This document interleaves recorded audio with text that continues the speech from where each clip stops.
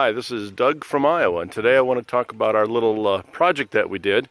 We took off all the vinyl siding on the front of our home, and we put on GenStone, stacked stone, in the color Stratford.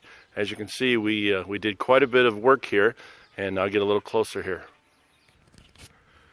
As you can see, we did the stone and we were able to cut it out very easily because it's such an easy product to work with. All the corners that we did were the preformed corners, and that really makes the job easy when you can just put your corners in place and then butt up your stone to it and keep on going. No cutting to do, very simple.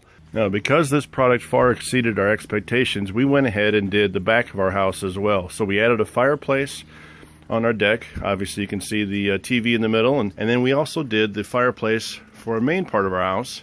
And again, we put the stone on that and we went up the side, so again, very easy to cut and get the right angles. You know, one of the nice things about this product is its definition.